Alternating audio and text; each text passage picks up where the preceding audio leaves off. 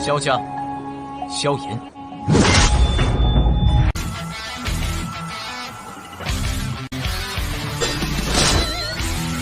指缝中的光点燃了梦魇，站在天端俯瞰着世界无边无边。 Selamat datang di channel hiburan netizen.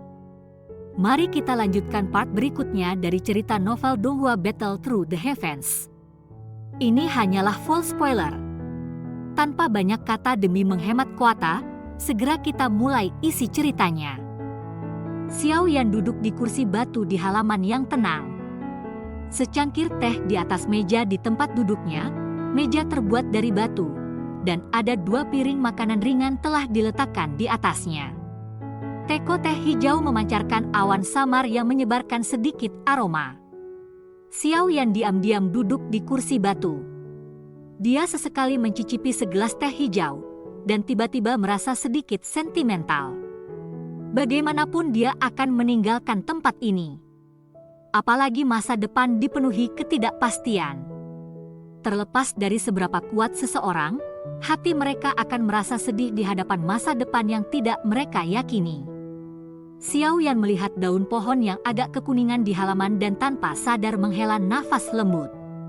Dia menoleh dan melihat sosok berdiri di pintu masuk halaman. Dia tersenyum dan bertanya, "Saudara kedua, Anda telah tiba?" Xiao Li di pintu masuk mengangguk sebelum perlahan memasuki halaman. Dia terdiam sesaat sebelum dia berbicara. "Saya baru saja bergegas dari gerbang Xiao." "Dari apa yang penatua pertama katakan, apakah Anda berencana pergi?" Xiao Yan tersenyum dan menjawab, "Saatnya untuk pergi. Tetap bertahan di tempat ini tidak akan memungkinkan saya untuk benar-benar mendapatkan kekuatan untuk bersaing dengan Hall of Souls. Anda selalu berjalan tepat di depan. Namun tempat ini memang terlalu kecil untuk Anda saat ini. Dataran tengah akan paling cocok untuk Anda." Xiao Li menghela nafas dengan perasaan sedih. Dia fokus pada Xiao Yan dan beberapa emosi sekali lagi muncul di dalam hatinya. Pria muda yang lembut dari masa lalu telah tanpa sadar tumbuh sedemikian rupa. Mata Xiao Yan tanpa sadar berubah masam saat dia melihat Xiao Li yang agak tidak bahagia. Kepergian kali ini tidak seperti dulu. Jarak antara dataran tengah dan wilayah sudut hitam atau kekaisaran Jiama sulit dihitung jaraknya. Oleh karena itu, dia tidak tahu kapan dia akan kembali setelah keberangkatan ini. Xiao Li buru-buru menarik perhatiannya ketika dia melihat Xiao Yan yang agak pendiam. Xiao Li menepuk bahunya dan tersenyum sambil berkata, "Jangan bertindak begitu sentimental dengan saudara kedua Anda. Jika kakak tahu saya menghalangi Anda di sini, dia mungkin akan memarahi saya sampai mati." Hati Xiao Yan menjadi hangat di penyebutan kakak laki-laki. Dia berkata, "Kakak kedua harus benar-benar mengatur gerbang Xiao setelah saya pergi. Dengan gerbang Pan mendukungnya, itu akan sulit untuk membatasi potensi gerbang Xiao. Pada saat aku kembali, gerbang Xiao mungkin sudah menjadi tuan seluruh kawasan sudut hitam." Xiao Li membuka mulutnya dan tertawa. Dia berkata dengan bangga, "Anda dapat yakin bahwa hanya masalah waktu sebelum situasi itu terjadi." Xiao Yan tersenyum ketika dia mendengar jawabannya. Dia menggelengkan kepalanya dan berkata, "Jangan meremehkan orang-orang di wilayah sudut hitam. Namun saya sudah berbicara dengan tetua pertama. Dia akan mencoba yang terbaik untuk membantu Anda. Akademi Jianan biasanya berhubungan buruk dengan fraksi di wilayah sudut hitam. Di masa lalu, itu adalah target semua orang. Namun dengan gerbang Xiao saat ini, Akademi Jianan memiliki sekutu tambahan. Dengan pengaruh menyebar gerbang Xiao di wilayah sudut hitam, itu akan dapat membantu Akademi Jianan melarikan diri dari situasi yang memalukan." Xiao Li mengangguk dan berkata, "Tenang. Anda telah menyerahkan kepada saya gerbang Xiao yang lengkap. Di masa depan, saya akan mengembalikan gerbang Xiao yang 10 kali lebih kuat daripada saat ini." Xiao Yan tersenyum. Dia ragu sejenak sebelum mengambil botol giok dari cincin penyimpanannya. Ada pil obat ungu merah di dalamnya. Tangan Xiao Yan mengelus botol giok sebelum menyerahkannya pada Xiao Li sesaat kemudian. Dia dengan lembut berkata, "Setelah saya pergi, saya ingin merepotkan saudara kedua untuk mengirim seseorang untuk mengantarkan pil obat ini ke Kekaisaran Jiama dan menyerahkannya secara pribadi ke tangan Cailin." "Cailin? Ratu Medusa ya?" Xiao Li sedikit terkejut ketika dia mendengar nama ini. Namun untungnya dia juga menyadari hubungan antara Cailin dan Xiao Yan. Oleh karena itu, dia menganggukkan kepalanya. Dia tidak menanyakan alasannya ketika dia menerima pil obat dan dengan hati-hati menempatkannya di dalam cincin penyimpanannya. Dia berkata, "Saudara ketiga, tolong yakinlah bahwa saya akan menyerahkan ini secara pribadi ke Kekaisaran Jiama ketika saya punya waktu." Xiao Yan tersenyum dan mengangguk. Dia dengan lembut berkata, "Selain itu Anda harus lebih sering berhubungan dengan kakak.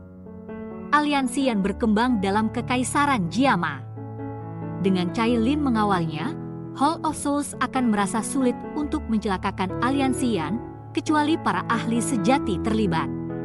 Setelah kekuatan gerbang Xiao meningkat di masa depan, kita akan atur untuk menduduki timur dan barat dengan aliansi Yan. Pada saat itu, kedua fraksi ini akan mendominasi wilayah barat laut." "Iya?" Xiao Li mengangguk.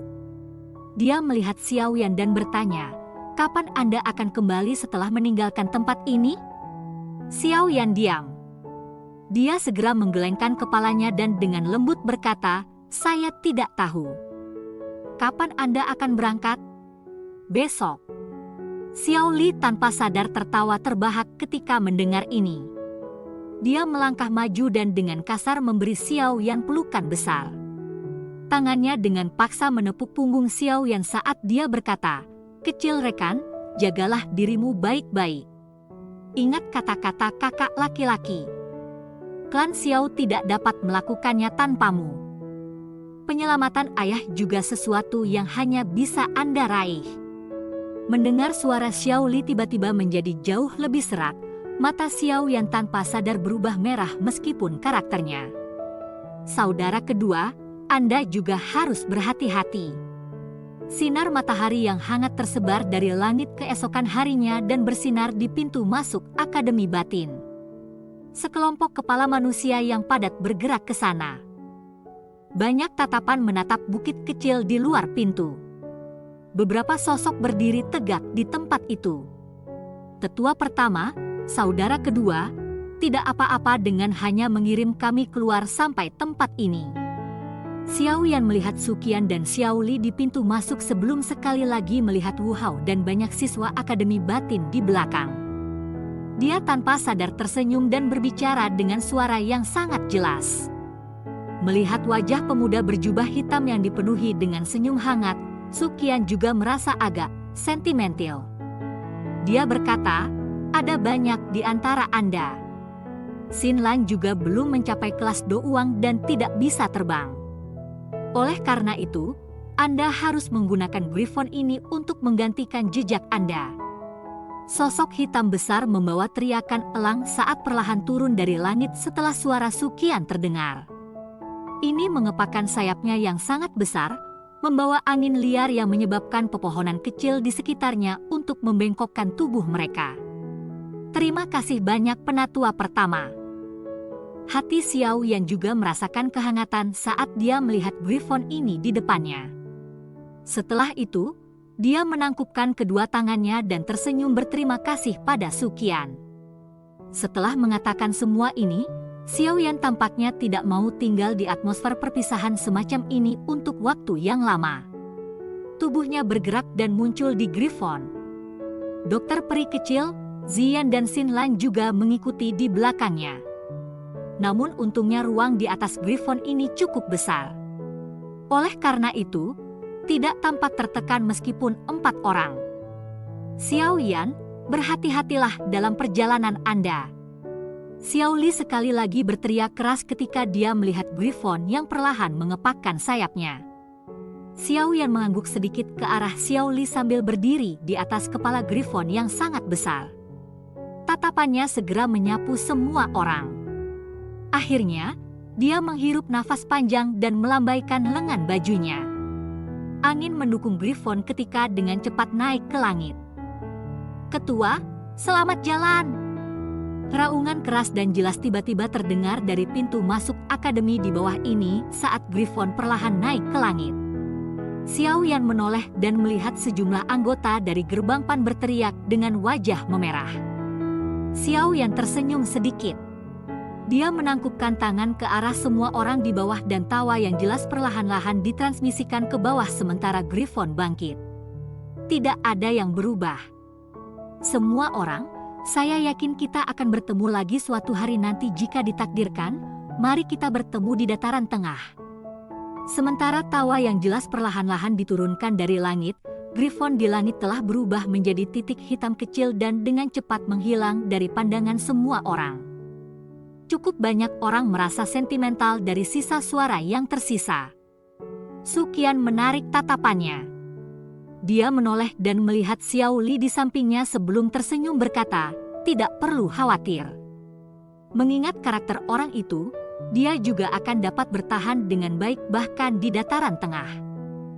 Dia adalah kebanggaan klan Xiao saya. Xiao Li tersenyum. Kata-katanya mengungkapkan sedikit kebanggaan. "Saya percaya bahwa dia juga akan menjadi kebanggaan Akademi Jianan." Suqian tertawa terbahak-bahak.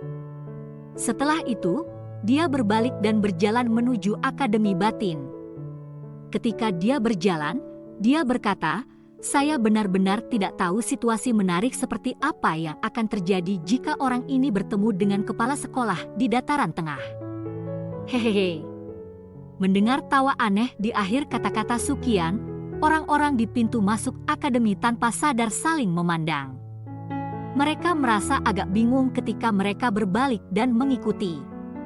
Griffon yang sangat besar mengepakkan sayapnya di langit yang jauh karena penghalang cahaya samar-samar menyebar dari tubuhnya.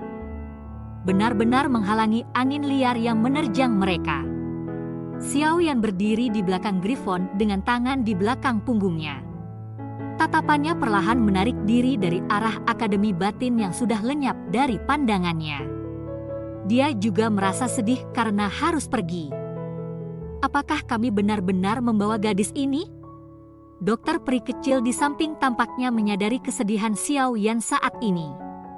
Dia dengan lembut berbicara, mengubah topik sementara matanya yang cantik melihat wajah kecil Ziyan yang bersemangat di sampingnya. Xiao Yan juga menarik perhatiannya kembali ketika dia mendengar ini. Dia melirik Ziyan dan tanpa daya berkata, "Penatua pertama memintaku untuk membawanya bersama." Dia mengatakan bahwa beberapa rahasia yang berkaitan dengan tubuhnya yang sebenarnya mungkin terungkap di dataran tengah. "Saya saat ini di kelas Dou Huang. Jangan bilang kalau kamu khawatir kalau aku akan menjadi beban." Meskipun percakapan Xiao Yan dan dokter peri kecil lembut, itu masih terdengar oleh Ziyan. Matanya langsung melebar saat dia mendengus dengan ketidakpuasan. Xiao Yan dengan lembut mengusap kepala Ziyan dengan senyum. Dia tidak membantahnya. Sebaliknya, tatapannya menatap Xinlan dan tersenyum berkata, "Anda perlu menunjukkan rute selanjutnya." "Ya." Xinlan tersenyum mengangguk. Tatapannya mengabaikan tempat sebelum berbicara. "Jika kita ingin mencapai dataran tengah, kita harus mencapai sebuah kota bernama Kota Horizon. Dari tempat itu, kita akan dapat menggunakan lubang cacing untuk menuju ke dataran tengah." Lubang cacing? Nama asing ini menyebabkan Xiao Yan tercengang. Xinlan tanpa sadar menutup mulutnya dan tertawa ketika melihat ketidakpastian di mata Xiao Yan. Lubang cacing adalah hal-hal aneh di dataran tengah. Ini dibuat oleh elit Douzun menggunakan kekuatan spasial untuk menghubungkan dua lokasi yang berbeda.